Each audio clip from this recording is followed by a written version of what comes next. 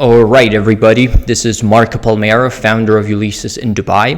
In this video, I'm going to share with you my personal experience dealing with banks and financial institutions in the UAE so that you can get a bit of feedback from somebody who is on the ground talking with institutions on a weekly basis and kind of get an understanding of how the banking system works in the UAE from a business perspective. Of course, I'm going to cover some examples that are relative to the acquisition world because that's what we focus on the most.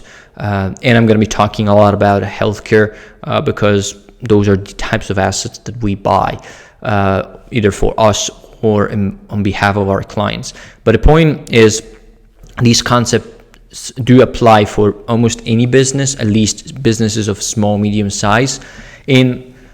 One of the things that many people will not tell you about the UAE is that the banking system is still at its infancy, and there's still a lot of problems that are complicating the banking relationship between businesses and the financial institution itself. So the financing landscape is characterized by a lot of demand for the so-called, private services and corporate services, which are either big loans for corporations or retail banking to individuals, right?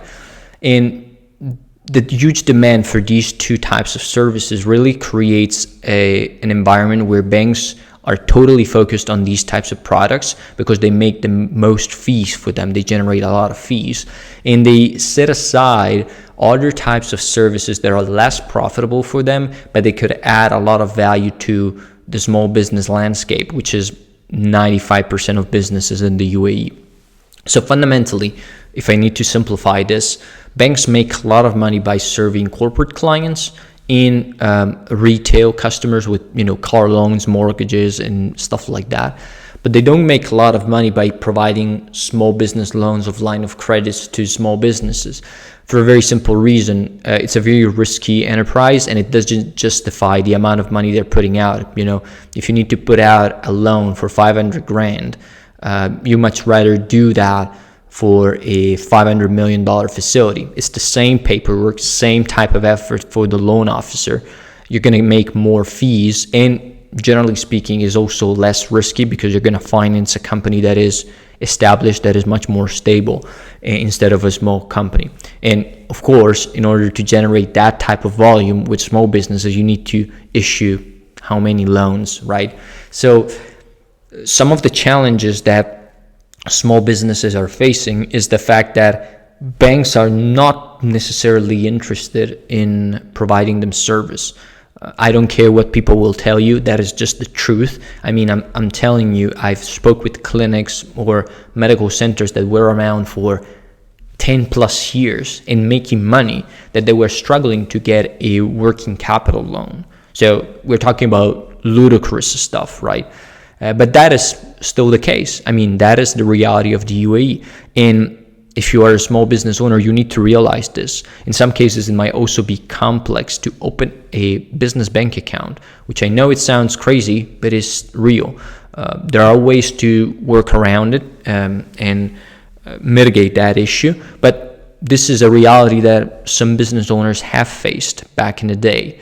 Now, from an acquisition standpoint, this is put on steroids because some of the technical knowledge that the bank has is not enough to provide business acquisition financing, leverage, and LBO services, so to speak. So what happens is most of the people who know how to do business loans and business acquisition loans are working with corporates, so big tickets. The ones who are at the SME level don't have a clue about what loans for acquisitions even are. And I don't blame them, to be fair with you, because the banks is not even issuing the products. So they're not even giving them the products to provide to clientele like us. And they're saying, below $50 million, we don't finance anything. So they don't know how to do these things simply because the bank is not interested in doing these types of services.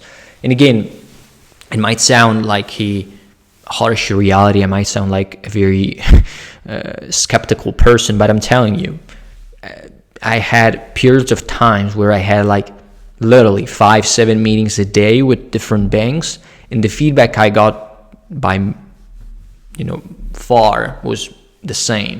And it was like, financing is a tricky argument, and in most cases we don't even have the ability to support these types of projects.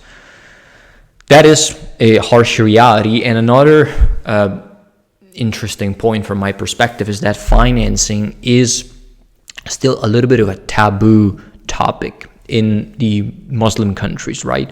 There is this concept called Sharia financing, which I recommend you go ahead and Google if you want to know more about it. But the point is, there's some sort of financing which is considered ethical by Islamic rules, and that is provided under certain regulations. And then there's regular financing, which is more like for companies that are operating worldwide and therefore are less concerned about Islamic laws and problems with religions. Let's just put it this way. But that is, again, another aspect that complicates the interaction around financing, because in some cases you might be interacting with somebody who's not necessarily open or willing to understand your position, and that what you're currently looking for is totally normal in common practice in the business world, right? There's gonna be a lot more resistance on the other side in providing you with that facility. And again, it all comes down to trust. As I mentioned many times before, building up trust is a lot harder. But again, even when you do have a trust element in place, it still is quite hard to get loans across, financing across, or banking services across, independently of what you're doing, right? If you're a clinic, a medical center, a manufacturing facility, or stuff like that, you're always going to face some kind of challenge. The only time you're not going to face challenges is when your loans are 100% or 150% covered by the assets that you're purchasing. But again, that's kind of ludicrous, right? That's easy game for the bank. It's like free money that they're putting out. But it is the case. It is what's happening here. Banks are very conservative, very risk averse, and in some cases, I don't blame them, right? Because they're making so much money doing other things, then, why would they risk their balance sheet on stuff that is much riskier and it's not generating that good of a return, right? In the US, that is not the case because there are tons of banks. Everybody's competing for business, and so banks have become more open to the idea of financing risky projects in pursuit of returns or in pursuit of clientele, right? Because otherwise they wouldn't be in business. And so I think what a lot of people may want to consider when entering a country like the UAE is that the banking support isn't necessarily going to be there, even if you're an established business. I mean, if you are generating $25 million in revenue in your home country, or you want to open up a facility here, and you need the support of the bank ain't gonna care that you have a $25 million balance sheet back home, to $25 million revenue business back home, unless you pledge it as a collateral for the loan that you're gonna get in the UAE. Now, I don't know what entrepreneur would do that, to be frank, but for the few crazy ones who are willing to do that, then you can access financing. But the point I'm getting at here is it is much trickier to deal with financing, even if you have an established reputation. And banks here are less of a service that you might, imagine. And despite the fact people believe that the UAE are flushed with cash, the accessibility to financing is still quite limited. It is true that the UAE are flush with cash, but not necessarily that cash gets allocated towards services at a banking level that can help small, medium-sized businesses, even decent-sized companies like 100 million and stuff like that. And I think that situation is changing because there are some initiatives that are very good coming from banking institutions from the government that are actually trying to fill this gap, fill this hole in the market. And I think that's a very positive initiative from the government, from the UAE government. From that perspective, they're very forward thinking, and they can see that there's a challenge in the market and they want to do something about it. So I'm highly appreciative of that. But of course, that takes time. It's not something that can happen in 6 to 12 months, right? They're building it, and as they start to deliver this type of service to the community, invariably, my perspective is other banks will join, because they will start to see that there's business that they can do there, and without them joining the government-owned banks, they might be left behind. So it is a positive exercise that the UAE government is going through, and I totally support that. But from a private banking standpoint, everything is still pretty messed up. And again, I'm not saying that it is right or is wrong. I'm just saying that companies that want to enter the UAE, set up a business, or buy a business for that matter, need to be aware of these challenges before they get involved and before they get serious about it. Because I can tell you dozens of stories of people who came here, thought they could get business loans to start the business. They put in their savings into starting a company, and then relying on working capital, financing, or other types of support to sustain the business as they were growing. And that support never came through, and ultimately they ended up closing and losing their investment. So